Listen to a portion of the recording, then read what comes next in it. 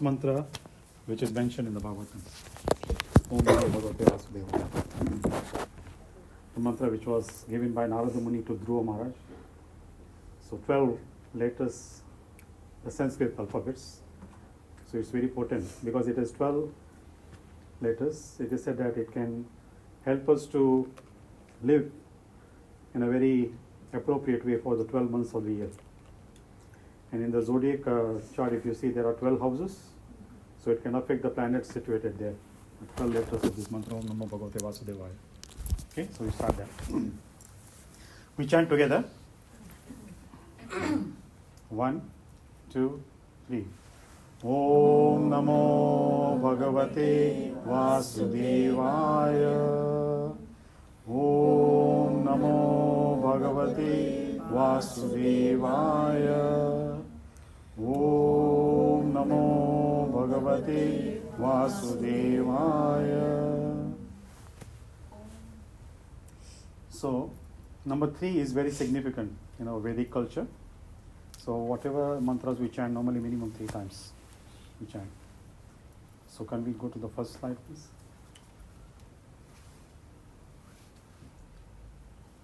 So, Srimad Bhagavatam is called literal incarnation of Sri Krishna, Shabda Avatara of Krishna.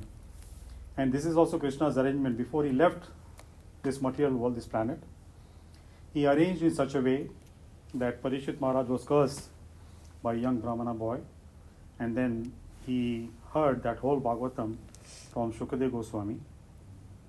And then from Shukadeva Goswami, when he was narrating that Bhagavatam to Parikshit Maharaj and others, Suta Goswami was there. And then Suta Goswami heard, and then he spread that knowledge. And then it came in the written form. So there is no difference between Srimad Bhagavatam and Krishna himself. So it's Krishna's form. So you can read later on. We will cover these topics in very brief manner. We can go to the length of the scripture, but not the depth, because then it will take very long time, right? And it is said, that it depends on each individual, that how sincerely and what kind of surrender mood the person has while reading the Bhagavatam. And according to the consciousness of the person, the sublime knowledge, the depth of that sublime knowledge is revealed to him, right? So these are 12 cantos we will go through in a very summarized manner, as I said.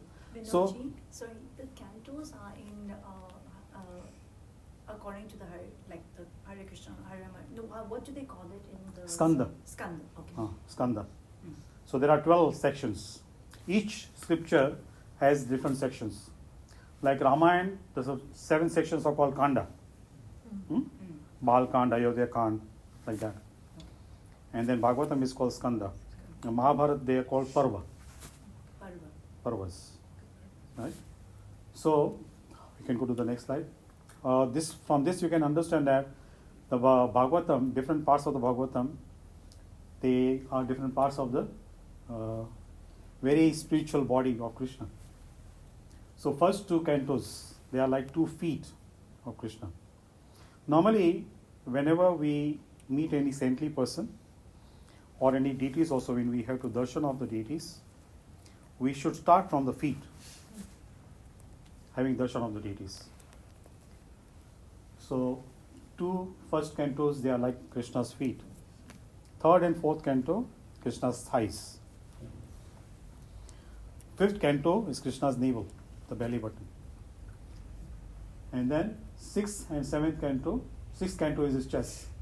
7th and 8th canto, his arms. Next one, 9th canto, Krishna's throat. 10th canto is Krishna's beautiful face. In the 10th canto, you will see all the leelas, all the pastimes of Krishna. From his appearance, time, when he appeared in the prison house, then Vasudeva took him to Mathura, and then pastime started. So that's the 10th canto. It's very beautiful. Now, why it is said, we should start from the feet? Because when we start from the 1st and 2nd canto, then we understand the significance of Bhagavatam and also Krishna's. Otherwise, many people directly jump to the 10th canto because they want to read about the rasa dance and all that. And because our consciousness is not pure, so our perception also may not be right. If our perception is not right, then our perspective also won't be right. So we see from that perspective, like, we see in the Bollywood movies how they show. Actually, that's completely in contrast to what Shukdev Goswami has mentioned in the Bhagavatam. So 10th canto, it is said, if unqualified people, they read and discuss about it, it can become very offensive. Because the consciousness is not pure. So that's why step by step we have to go.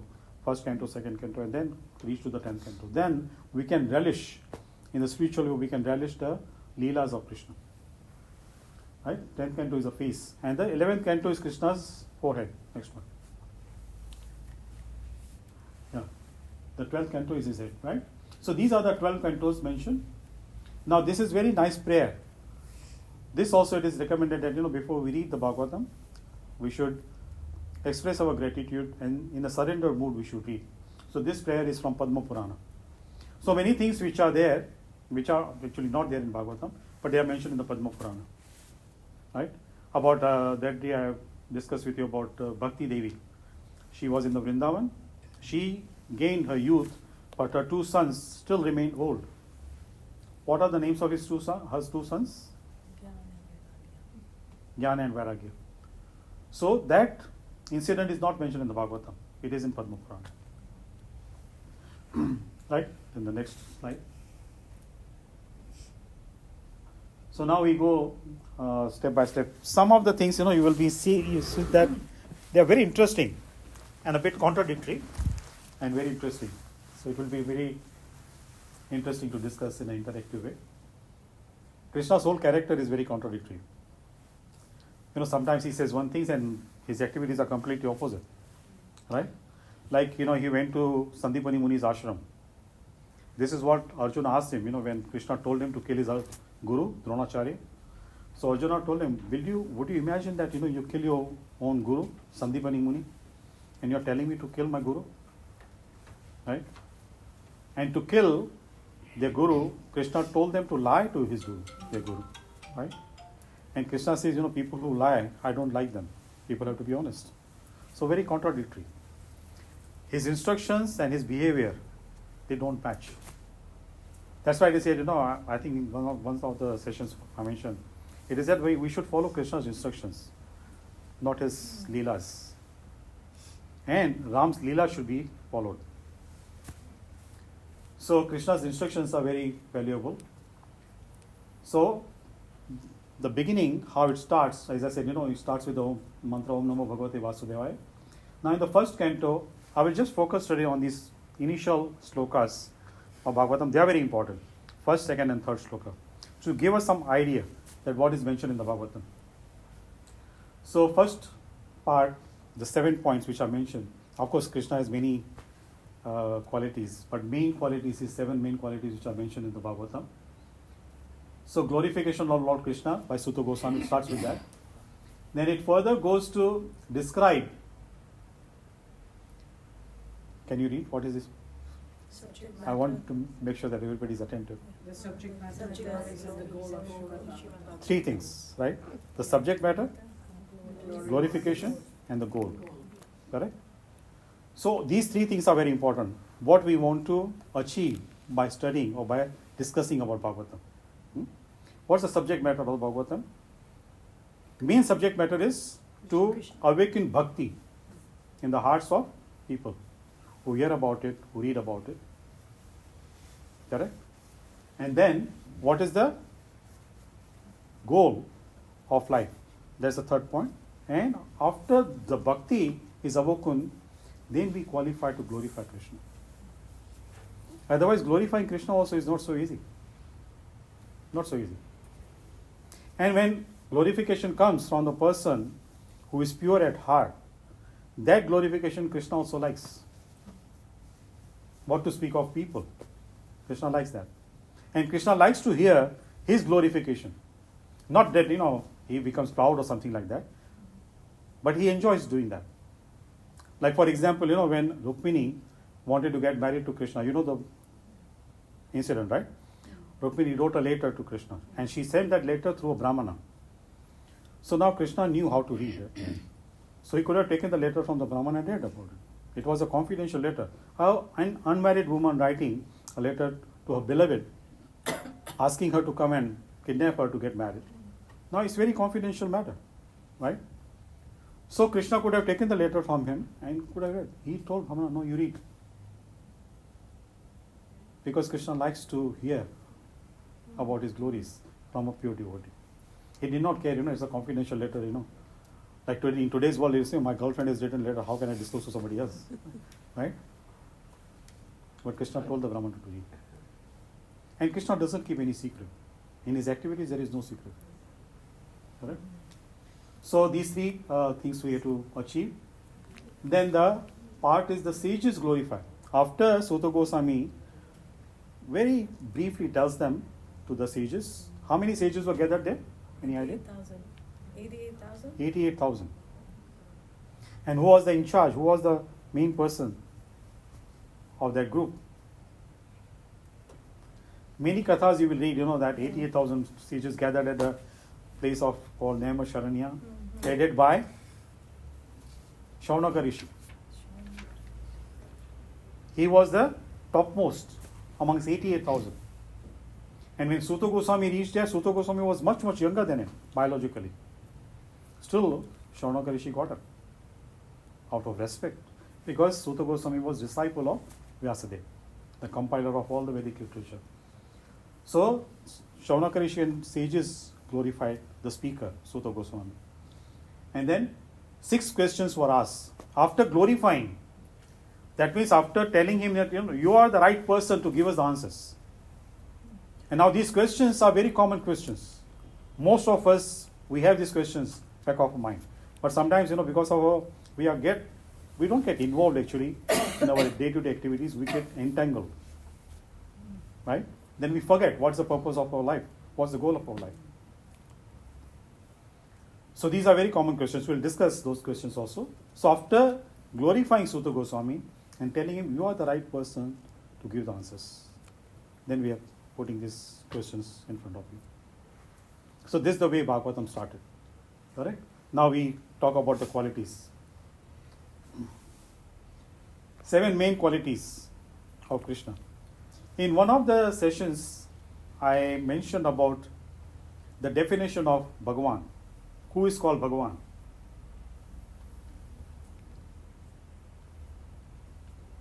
Any qualities remember? Vyasadev's father, Parashar Muni, defined that what kind of person can be called as Bhagavan. Nowadays, Bhagavan word has become very common. Right? Many men, they call their wives also Bhagavan. Actually, the word is Bhagyavan. Right? Bhagyavan means fortunate. You are so fortunate you have got married to me. That's the perspective of the husband, not her perspective. Right? So from Bhagyavan they say Bhagavan. Now they say Bhagavan. So Parashar Muni defined 6 qualities. The person who is unlimitedly famous. Person who has unlimited beauty. That's the second quality. Third one, unlimited strength. Then unlimited wealth. Lakshmi. Millions and millions of Lakshmis are serving Krishna. Actual Lakshmi Devi, who is serving her husband Narayan, she also is very keen to serve Krishna. She waits for the opportunity to serve Krishna. And then unlimited knowledge, 5th quality. And then renunciation. He is renounced. He is not attached to anyone. But he is concerned about everyone. He is not possessive, but he is protective. So these are the basic 6 qualities Bhagavan has. And that's why he is called Bhagavan. So here, 7 more qualities are mentioned. He is the main cause of creation. Cause of all causes. Spiritual world and material creation. He is the main cause. Now many times, you might have heard people who do any sinful activity or any offensive act, they say, I'm not the doer. Right? God is doing it. I'm the instrument. How many of you agree with that? Because the energy comes from him, right? So that means he should be responsible. Why not? Everyone has a free will. Free will. Krishna doesn't interfere in anyone's free will. If we misuse our free will, we are responsible. Right? Like for example, people who manufacture knives. Now their objective is the knives should be used in the kitchen, right? For cutting vegetable. If someone uses a knife to murder someone, it's not the manufacturer's fault. Right? So Krishna is giving us energy. Now how we use that energy, that's up to us. He has given us intelligence also. If we misuse our intelligence, it is not his fault. Right? So he is the cause of all causes. Sarva karana karanam. Cause of all causes. So he creates everything. And he gives a free will also to individuals. Right? Like for example, when Pandavas, they were in the forest. So they were discussing about after they complete the 13 years, 12 years of exile and 1 year of equanimity. Right? Equanimity called? Anonymity. Anonymity. Yeah. Anonymity. Like, in a disguise form they have to live. After they complete that, what should they do to get back their kingdom? They were discussing. So Krishna arrived there. Then Krishna said, that knowing the character of Duryodhana, the war will take place. And Krishna said, I do not like war, I don't want war to take place, but it will take place. So Maharaj Yudhishthira asked him, if you don't desire that, if you don't want war to take place, then how can it happen? Nothing can happen without your desire, right? Krishna said, no. Everybody has his free will. I don't interfere in anyone's free will. Then Krishna went as a messenger also to Hastinapur, and they rejected his proposal. So Krishna did not force them. So that is Krishna. Renounce. Just do the duty and don't worry about the outcome. Then he was prepared for the outcome, war. So he's the cause of all causes. Then, most knowledgeable. Krishna doesn't lack any knowledge. Till today, you cannot compare any book of knowledge which can be equivalent to Bhagavad Gita. No book of knowledge. And that came from Krishna. So he's aware of everything. Omniscient. Omniscient, right? Okay. Knowing everything. Correct? Then, independent. Now, how many of you agree that Krishna is independent? Yes? Yes? Please raise your hands. You are using your free will, huh? Yeah. To raise your hands. Krishna, generally, yes, he is independent, but he depends on his devotees. He is very much dependent on his devotees. That's why we discussed about Narada Muni. He wanted to get married and he did not allow that to happen. Because Krishna said, if a devotee like you becomes a householder, get entangled in the material activities, then what will happen to the preaching work? So Krishna depends on his devotees. But generally he is independent. Right? Enlightener. Because knowledge comes from him, right? So he ignites that knowledge in everybody's heart. Now see, this is the fourth quality. Enlightener. Poonamji, can you go to the next one? Sure. See the contradictory. Enlightener and bewilderer. He bewilders us also. He creates the illusion. Correct? Now we are controlled by Maya. Maya which controls the material creation under our influence. We are under Maya's influence.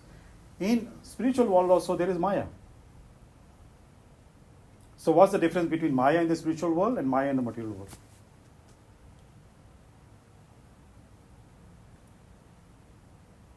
Maya in the spiritual world is called Yoga Maya. And that's kind of like a script writer. And whatever script she writes, Krishna also follows that. Like so many leelas Krishna does, right? When Krishna comes to the material world, he does so many leelas. So all these leelas are scripted by Maya Devi. That's Yoga Maya. That's why Brijavasis, they were under the influence of the Yoga Maya. They never accepted Krishna as God. Never accepted him as Bhagavan. And we also doubt whether Krishna is God or not. We are under the influence of Mahamaya, not Yoga Maya. We don't qualify to come under the influence of Yoga Maya. So we are controlled by Mahamaya.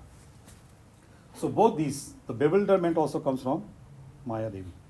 Now in Bhagavad Gita, if you have read, Krishna says that awareness, memory comes from me. And forgetfulness, illusion also comes from me.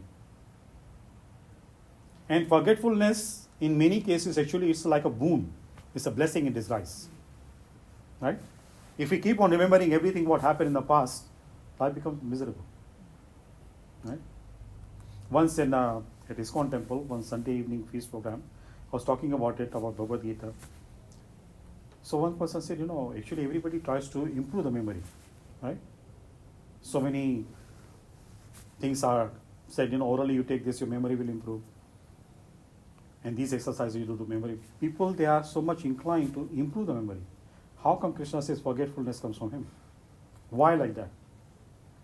So I just, to give a practical example, I said, supposing about 35, 40 people are sitting here. And if you remember that, you were married to somebody in your previous life, and that woman is married to somebody else in this lifetime. If you remember that, what will happen to you? He said, I'll be very happy. In last life I was tortured, in this life somebody else is being tortured. So jokes aside, that memory, forgetfulness also is like a blessing in disguise. How many of you have read Hanuman Chalisa? You remember the last stanza, Discourse says, Janam Janam ke dukh bisrai. Right? Correct? Bisrai. That means we forget. Whatever good or bad activities, whatever we have done in our previous lives, we forget about it. What to speak of previous lives? Many times, we don't even remember what we had for breakfast in the morning, in the evening. Right? Of course, that kind of forgetfulness is not good. But that bewilderment also comes from Krishna. He bewildered even Lord Brahma. He gave the knowledge. In the previous sessions, I mentioned that Chaturshloki Bhagavatam was revealed in the heart of Brahma by Krishna. So he gave him the knowledge. But again, in the 10th canto, there is a time when Brahma was bewildered. He did not accept Krishna as God.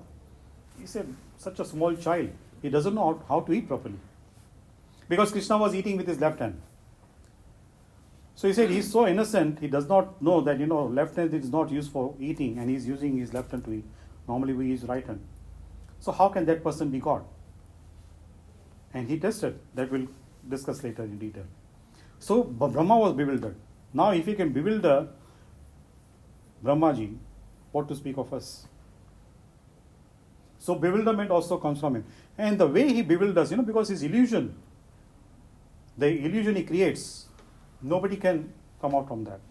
Unless he wants that person to come out from that. But that also, it is said, the desire should be there in the person's heart. Then only he will help. If somebody wants to be, happy in that illusion, it's fine. Now, illusion part, many times, we say that this creation also is an illusion. Right? We talked about it. Someone remembers what we said? What we discussed? Like, many people, they say, Brahma Satya Jagat Mithya. Brahma, God is the only absolute truth. This material world is false, fake. Right? But it's not true. It is not fake, it is real. But it's temporary. It's not eternal. Now, with regard to in that context, supposing someone is in the desert, feeling thirsty. So you will see that, at far distant you will see some water. Because of the reflection of the sun rays on the sand. That's illusion. Right? But after finding that water is not there, he comes to that sense, that it's illusion. He cannot say that water is illusion. Water is there, right? In reality, water is there. But in that part, he was influenced by the illusion. So many people say in that way, this whole creation is illusion. No, this world is real. It is temporary. That's why whatever actions we perform, whatever activities we perform, we have to face the consequences, bad or good. If it was fake, then there should not be any consequence. But there are consequences. So bewilderment comes from him. Then his base, he is the absolute truth, and that's factual. That's not illusion. Many times it happens, people who feel very frustrated, they say there is no God, no thing and all that, out of frustration. So that is their perspective, that is their opinion, that thought process. But that doesn't change the fact that Krishna is there. What's the difference between belief system and the fact? A belief system is something is your perspective based on how you've been brought up, your environment, the people you mix with everything. That's your own creation. Correct. Fact is nothing to do with you. It's Correct. there. It's the truth. Correct.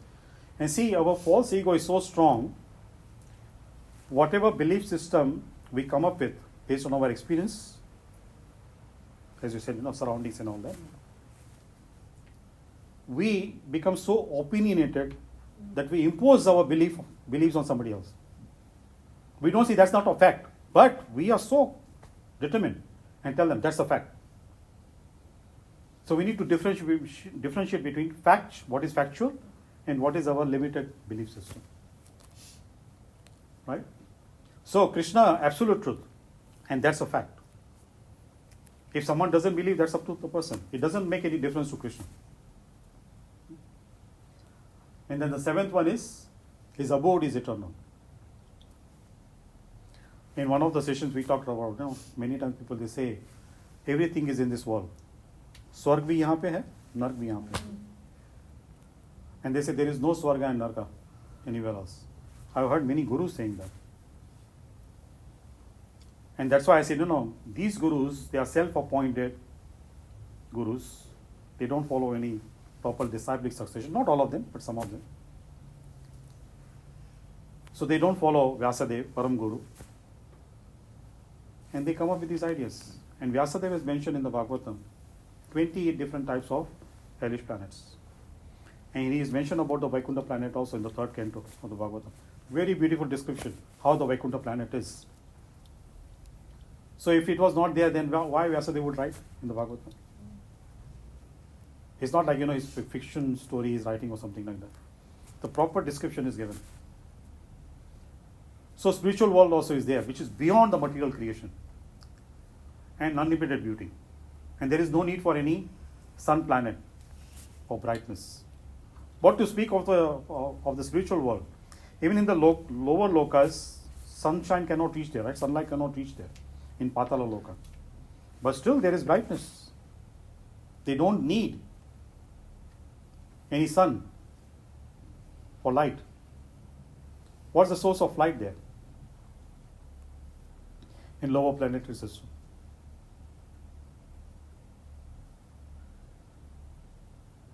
In the lower planetary system, there are Naga Lokas also, snakes.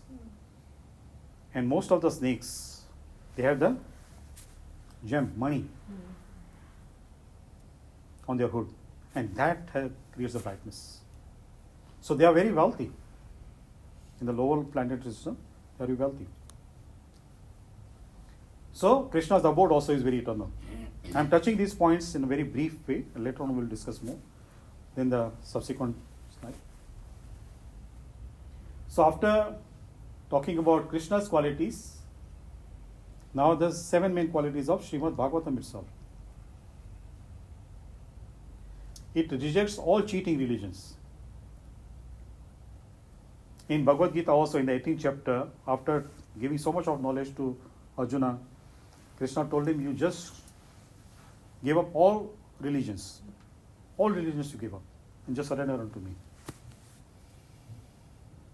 Because in Kali Yuga, this is the age of deception, right? So there are many bogus people. They portray themselves to be something different, and inside they are something different. There are so many people. So Bhagavatam rejects all these cheating religions. People, we talked about different propensities of Kali Yuga, right? And one of the main propensity people have, two propensities. One is to cheat, and other is to be cheated. In Kali Yuga is very common. So Bhagavatam rejects, refutes all such religions. Correct? Then states the highest truth. And what is that highest truth? What's the absolute truth? Krishna. Yes. His words, the ultimate truth. Correct? In the third one, only understood by those who are non-envious. In the Bhagavatam also here it comes that, in Sanskrit shloka, non-envious. And in the Bhagavad Gita also Krishna told Arjuna that don't discuss this knowledge, don't share this knowledge with people who are envious. Right? Now, many people, intellectual people, they may say there's so much of discrimination in your culture. It's not discrimination. Because it is said, if knowledge is given, shared with unqualified person, it will be misused. And if that knowledge is misused, the person who is giving the knowledge, that person also has to bear some karma. So that's why they were very careful. What they would test people before giving that knowledge, sharing that knowledge with the person, whether the person qualifies or not. It's not a question of discrimination. Right? Now supposing, a kindergarten child goes to university and asks, I want to study all these big books, they will not allow him, right? Not qualified. So in the material world, they're very careful. When it comes to spiritual knowledge, they say, oh, so much of discrimination. Everybody has equal rights. How can you say that? Everybody has equal rights. Yes, everybody has that, but the person has to qualify to get right. No? Everybody has right to qualify to have that right. But without that, before we reach that level, then it is not right. Correct? So, devotees. Now, the word devotees also is very significant. Many times we sing that Arti Om Jai Jagadish Hare, Bhakta Jano ke Sankata Kshanami Dur Kare. And people they sing and then they complain also, I'm singing this Arti every day, but still I have so many difficulties in life and all that. The word significant is Bhakta. First you become Bhakta. Only just by singing that Arti you don't become a Bhakta, devotee. There are so many requirements to become a Bhakta. Once you become a Bhakta, yes, then the problems can be resolved. And then also, not like problems will be taken away, because material world is meant for that. If we jump into the ocean will not spare us from getting wet. Right? Now, if we want to be protected, that we should not drown in the ocean, we need to know how to swim. So in the material world also, we learn how to live. Like Pandavas had so many difficulties. They were great devotees. Right? There are so many difficulties. So it's not like a kind of a guarantee Krishna gives, if you become my devotee, all your problems I will take away. No. Sometimes he gives more problems to teach other people through the examples of devotees. If devotees are having so many problems, then what to speak of other ordinary people? But Krishna gives the strength to devotees, gives intelligence to them to resolve the problems and to face the problems. Their attitude doesn't change. They don't start complaining to Krishna, oh, you are like this, you are like that. I'm such a nice person, why, how come you're giving me these problems? Our attitude is like that because of false ego. Right? So we have to become devotees first. At least aspire to become devotees. We cannot become very advanced devotees, aspire to become devotees. So problems will be there. In the material world, Krishna says two qualities. This also we talked about. The main features of this material creation is temporary, is the place of misery. So Krishna himself, the creator, is defining the material world like that. How can we be spared?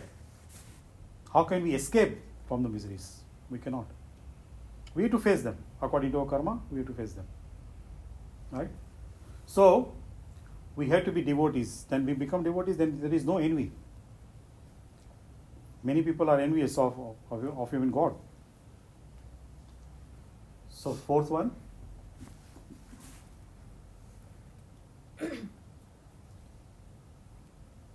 distinguishes reality from the illusion. The example I gave you about the water in the desert.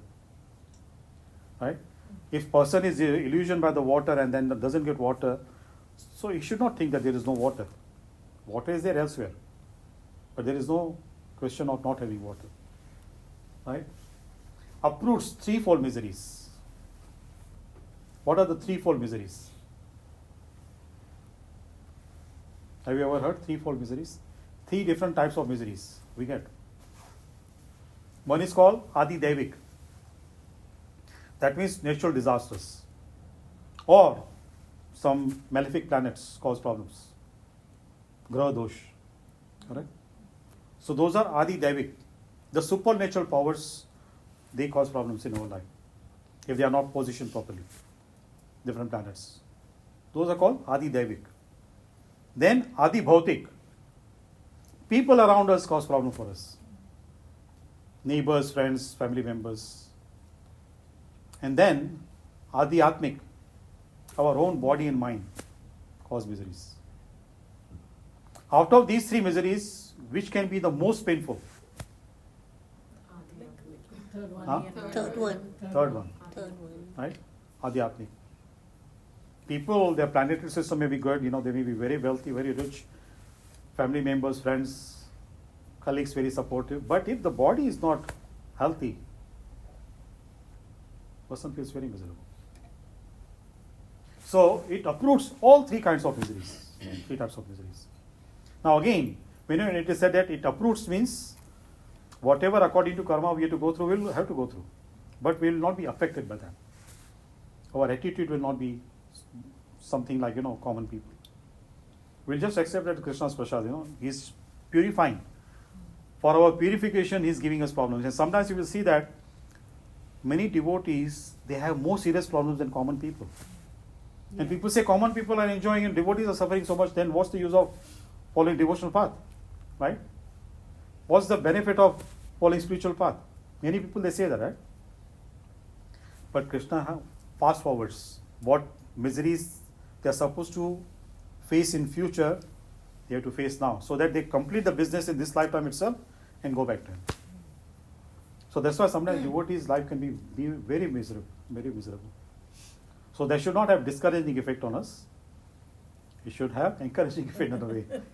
That means, I'm talking about devotee's perspective, that means Krishna is taking personal interest in the devotee's life. But it can always raise questions in a layman's life, like you said. Yeah. Being a devotee, you do everything and still this is the end of what you get. It does raise questions. Yes. But see, very good point you raised. Many times when common people see devotees are suffering, but when they speak to the devotees and they see, actually, apparently they are suffering, but they are not. They're not. Right?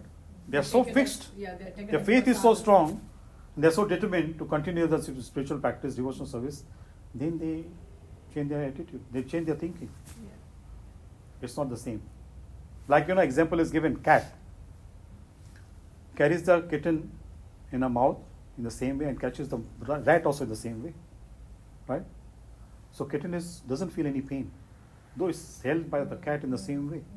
But rat feels the pain. Because for rat is the end of life. And for kitten is the protection. So Krishna's Maya also does in the same way.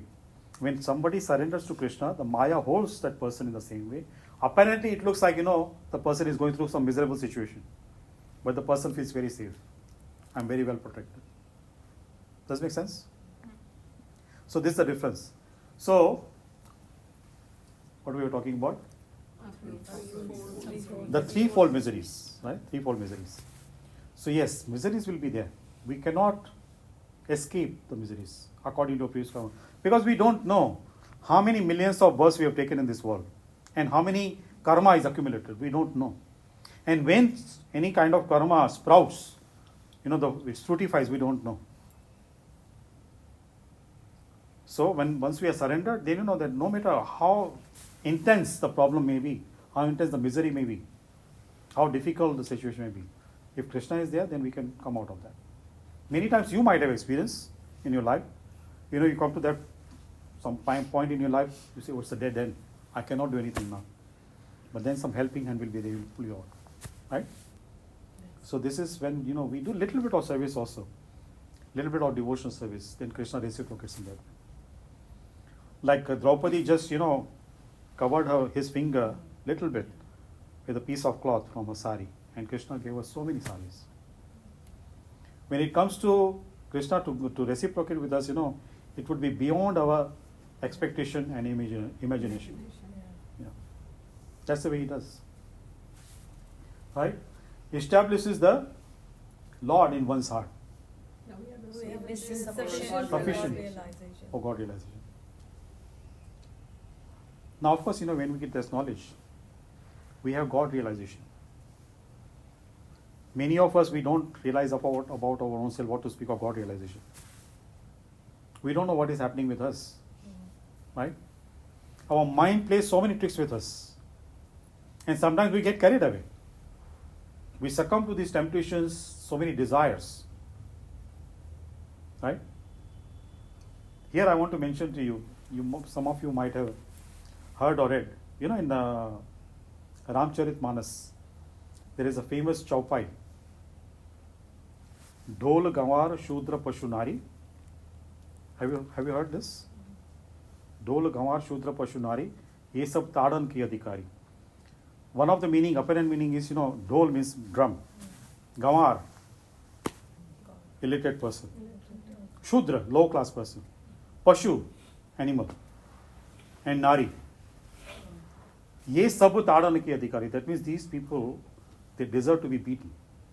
These objects, they deserve to be beaten. Now, Nari means a woman, right?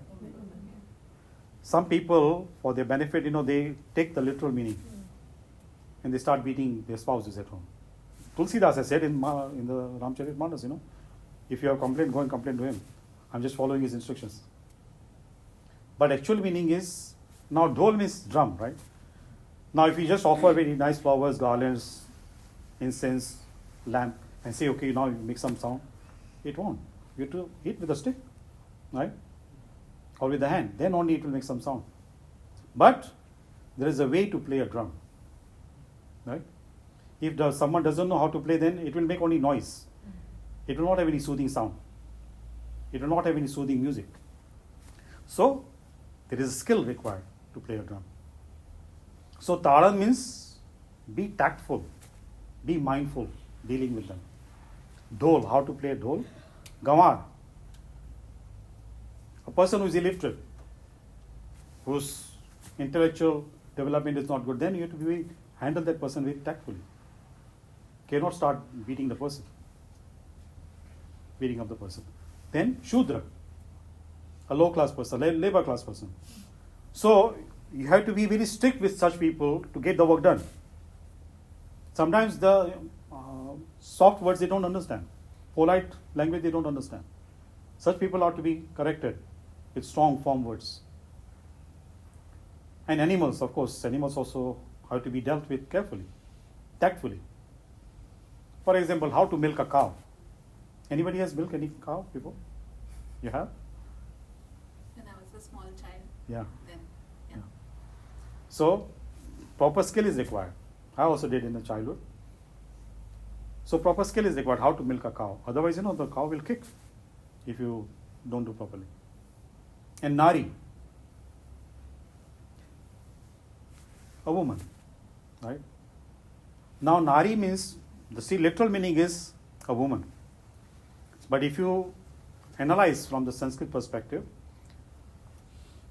that means something which is inimical or enemy, harmful for a man. That's Nari. Now, how some people may say, some men may say, wife is harmful, right? But it doesn't say like that. What is Nari here? Tulsidas is saying. Now, Tulsidas, worshipping Mother Sita, worshipable person for him. How can he insult Nari like that? The most harmful feminine substance for men is a desire. Lustful desires. They can be very harmful. Kamana. Kamana is harmful, not Kamini. Kamini is a woman, right? So Tulsidas doesn't say Kamini is your enemy. No, your Kamana is your enemy. Your lustful desire is your enemy. So you need to handle your desires also very tactfully. Don't succumb to unwanted desires. Otherwise you'll suffer. They can be harmful for you. So coming back to this. So when the Lord is established in the heart, then these desires go away. Like when the sun rises, the fog disperses, right? So same with the desires, leave the person. We cannot leave these desires on our own. We don't have that much willpower to do that. And that's why, we want to have both sides. On one hand, we want Krishna's mercy. On the other hand, we want to enjoy the world also. Right? So Krishna allows us to do for some time, like small children sometimes when they're growing up, so the parents, they allow them to do. But when they mature, then the parents can become very strict. Right? So if we do not want Krishna to be strict with us, then be immature. Don't mature, right? If we become mature, then Krishna will be very strict with us. So when Krishna comes in our heart, actually he's sitting in our heart, but we cannot see him. We cannot see him. Many times, I think this also we discussed once, many times we are inclined to do something, some inner voice comes, don't do it. Right? Don't do it. But still we do it. And then we face the consequences. So now that voice, where does it come from? Cheta Guru. Krishna is sitting as Cheta Guru in our heart. And that's the Cheta Guru is always with us. Whether we accept surrender to any other Guru or not, Cheta Guru is always with us. Always is there to guide us. Whether we have any other Guru or not. But Krishna is always there with us. So when he is there and when we listen to him, then Krishna speaks to us more and more. But when we don't listen to him, then he also says, okay, do whatever you want. Few times he will try. But then if we don't listen, then the link is broken. So we break our link with our Cheta Guru within our heart, then we look outside to establish some links with others. So unless and until our link within is not strong enough, our outside link also cannot be strong. That's why people, they change their faith, they change their gurus so many times. Oh, this guru, I did not benefit much from him. I'll find somebody else. Right? So they keep on changing their gurus. So in order to be faithful, loyal, and surrender to the same guru, we have to have proper connection with our Cheta Guru first. Then Krishna helps us to establish a proper link, proper bond, proper connection with the Guru in the personal form. Right? Any question here? So the 7 qualities, main qualities, there are many qualities Krishna has. In the Bhagavatam mention about Krishna. And then 7 qualities of Bhagavatam. Now the third shloka, which is very important.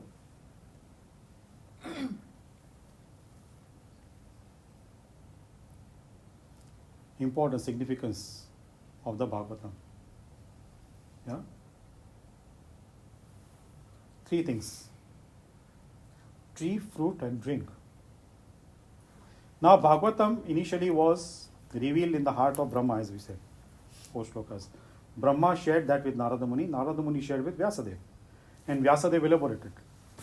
And then from Vyasadeva, Shukadeva Goswami learned, his son.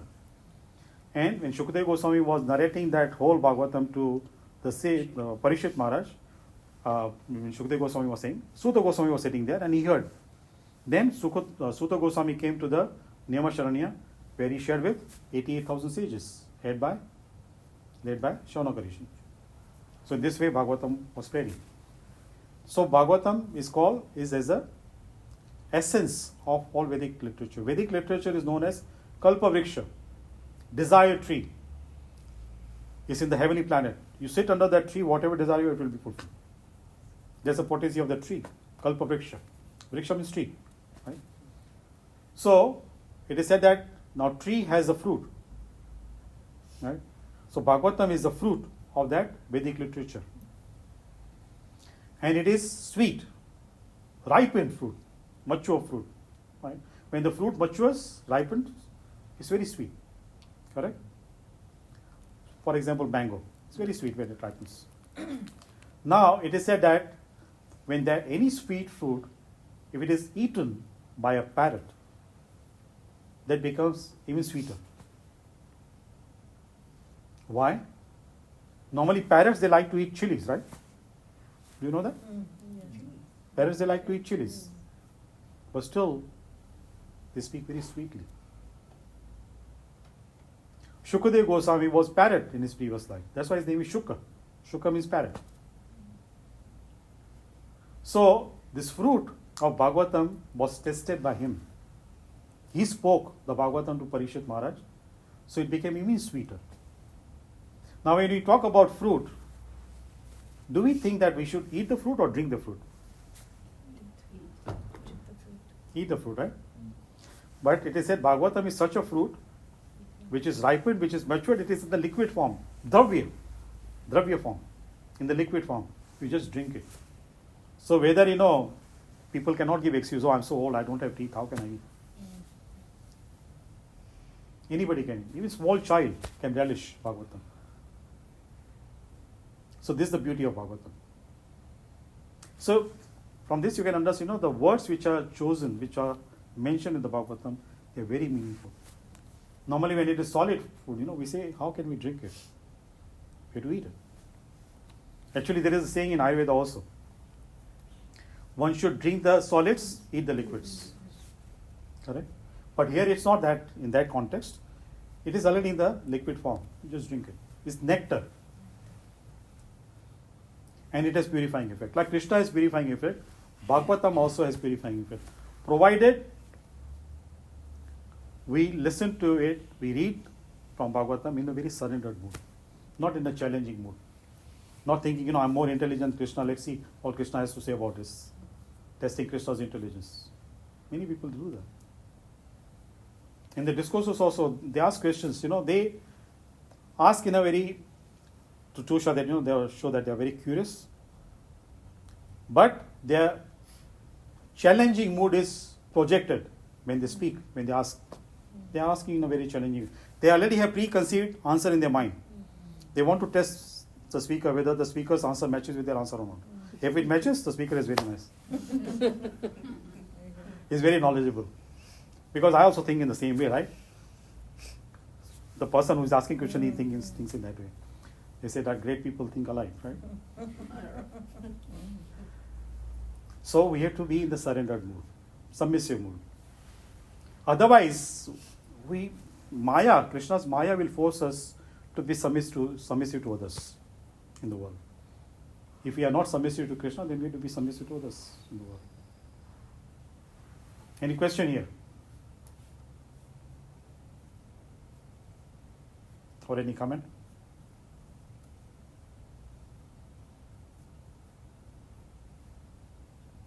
My question is, we surrender to Krishna, and you rightly mentioned that we will not get much of Maya, but if we surrender to other people, let's say follow customers, we get more Maya. So which is a better state? Which is that? Which is a better state? Like get Maya and then focus on meditation, Krishna, because we have a lot of money to kind of have some security, or not have money and struggle every day and just remember Krishna. Comparing both these states. See here, in Shastras also, the word which is mentioned, as long as we are in the material world, we have to fulfill our responsibilities. Whatever job we are involved in, whatever profession we are involved in, business, Krishna doesn't say you give up. We have to do it for our livelihood. We have to do it, but we don't have to get entangled. There's a difference between getting involved and getting entangled. So to fulfill the responsibilities, we have to get involved in the family matters, right? But should not get entangled.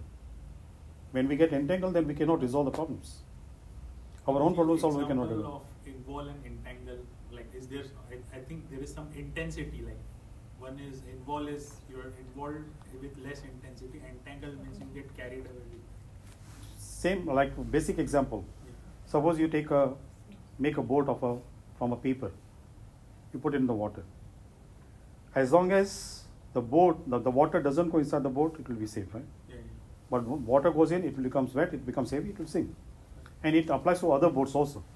So we have to live above the matter, perform our duty. Whatever duties, responsibilities we need to perform, we have to do that. But without getting entangled, without getting so much attached. Like before I used the words being protective and possessive. So family members, we have to be protective towards them, but should not become possessive, should not become attached. One is our Swadharma, correct? And other is Sanatana Dharma, or the Dharma of the material world. So what is our Swadharma? What is our basic spiritual constitutional duty? What is that? To know who we are. To keep your To know who we are. Yes, after knowing who we are, what can we do? What's the reason? What's the objective behind knowing who we are? To not get attached to the body because you know who you are, right? So that means we need to break the attachment to the body. Now, if we just only focus on what we don't need to do, without having the option what we should do, then even after knowing that we are not supposed to do that, we cannot stop. Without having that option, what should we do then? Right? So, to be able to be detached from the body, we need to find a subject or an object to which we can be attached.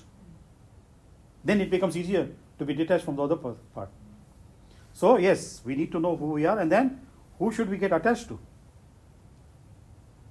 We are the spirit soul, part and parcel of Krishna, Supreme Spirit. So we have to get attached to Him. That's our basic spiritual constitutional character, duty.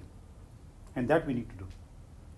So when we do our Swadharma properly, then our other dharma can be followed properly also. And many times what happens, people, they get so much entangled now, again I'm telling you, in their work. They forget about their own identity. They don't know who they are. They focus on what they are, according to your profession, right? Label, you say. You Sorry? Say label. Yes, yes. So their material identity becomes so strong, their spiritual identity they forget. So there is difference between who we are and what we are. And most of us, they identify ourselves with what we are, what role we are playing in the material world. That's temporary. But our spiritual identity is eternal, and that we forget. So when we get attached to our temporary identity and give more importance to the temporary relationships, these temporary relationships can cause eternal problems. They can give us wounds which can be very eternal in nature. But if we remain attached to our own spiritual identity, who we are, then these kind of wounds also will not affect us much. Yes, temporarily they will affect, but we'll just move on. It becomes easier for us to move on without carrying that effect of whatever something wrong happened. Right? Is it making sense what I'm saying? Yeah. Yes. So this is the difference between getting entangled and involved. So when we hold on to our spiritual identity, we can get involved out of our responsibility, duty. But we hold on to our material identification, what we are, then we get entangled. Sometimes what I feel is if I'm entangled, that means if I'm more involved, my feeling is I get a better result. For example, if I'm studying for an exam, if I'm very much deep diving in my subject and I'm fully entangled and at any cost I have to pass, then I feel my score will be better and generally I get a better score. But if I feel that okay, I need not get entangled and I just need to understand the subject, and somehow then that study is a bit superficial and then that result may not be that good. So I see a risk here that if I don't get entangled, then I may not get the result which I'm expecting. Now see here, from my limited understanding, I would say instead of using entangled word, you can see you get so much absorbed in your subject. When you get absorbed, then you can understand the subject well. Still you won't get entangled. Okay. Entanglement has negative connotation, Okay. right? But when you get absorbed, involved in the subject, then you can understand the deeper meaning of the subject what you're reading. Right. And that will help you to succeed in your exams and all that. Right? Am I making sense here? Yes. So yeah, there is a very thin line between getting involved and entangled. Yeah. Depends on our understanding and how we take it. Sure. Yeah. Any other point? So as parents, we should also with our children just be involved but not entangled. Mm. Yeah. Yeah. In general, it's like that. Of course, sometimes when you see our social structure is such, the whole social structure is molded in that way. If we don't get entangled, people will think we are strange. Yeah. They expect us to be entangled because attachment is so strong, right? And if we don't show that much attachment, that much intensity, what you use the word intensity, people think we are very strange. Yes, they may think that we are strange and we think they are strange because they are getting entangled so much. Right? Like people who start following spiritual path, the other people who are enjoying their life in the normal way, they think those people are strange. They are wasting their life. Why in young age, they are following all these things? Why don't they enjoy? Correct? But people who have tested the spiritual fruit, they think these people are useless. Why are they wasting their human life? It's so rare, and they are wasting their human life in enjoying these temporary things. So both ways, the perspective is different. So then, because perspective is different, their opinion will be different. Now then we need to see that who is right, who is wrong. Correct? So people who are spiritually inclined, they will think they know that people who are following the spiritual path, they are right. And people who want to enjoy the material world, they'll say, they're stupid. Not only strange, but they're stupid. Wasting their life in doing unproductive things. Right? So our perception change when we get involved in reading the scriptures. See, here also Krishna doesn't say that, when you read Bhagavad Gita, you should get entangled in Bhagavad Gita. No. You should get absorbed. Then you will understand properly what decision you need to make. See, many times what happens, what Krishna says, you do your karma, be detached from the results. Correct? So we show that detachment. Everybody has that detachment within the heart. But the way we show is different. We become detached from the work. We leave it up to Krishna. Do this for us and give the result to us. We are attached to the results, but we become detached from the work itself. So we change the equation. What Krishna is saying is not like that. Krishna is saying that you do your work and be detached from the results. And that's the way detachment should be there. So when that detachment is there, then whatever comes as a result of work, we enjoy it. We relish it. Because we take it as a bonus. We did not expect it, it came. Just take it as a blessing. Then little things also can help us to feel happy. Otherwise, always frustration. This material world is like that. There are so many reasons, so many people who can cause frustration because of our attachment to the material world. Yes? What's the time? Okay? 8:45. So we should not be attached to the discussion. Yeah. Well, thank you very much, sir. And sorry again for coming a bit late today. Thank you. Because there was a press conference at Indian Consulate to attend that. Thank you. Okay. So after 2 weeks, right? Yes. Did anyone read the first canto of Bhagavatam? I kind of read the Sorry? little bit. I read little bit. Right. Introduction part? Sorry? Introduction part, did you read? Introduction we read some time ago, yeah. Okay. It's very long actually. But yeah, It's very long. long introduction. Yes, it's very long. I think we have to read it again. Yeah. Okay. Okay, thank you very much. Thank Hare you. Krishna. Hare Krishna.